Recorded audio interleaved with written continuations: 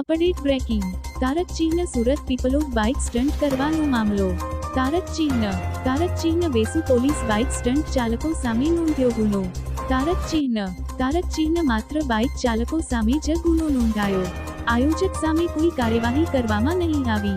વેસુ પોલીસની તપાસ પર સવાલો ઊભા થયા પોલીસ દ્વારા 2 બાઇકો કબજે કરવામાં આવી આયોજકને પોલીસ સ્ટેશન ખાતે બોલવામાં આવેલ હતા વેસુ પોલીસે આયોજકને બચાવવા માટેના પ્રયાસ કર્યાની ચર્ચા એવી સામે લોકોમાં દાખલો બેસે તે રીતે કાર્યવાહી કરવામાં આવશે તેવું ડીસીપી દ્વારા આશ્વાસન આપવામાં આવ્યું છે।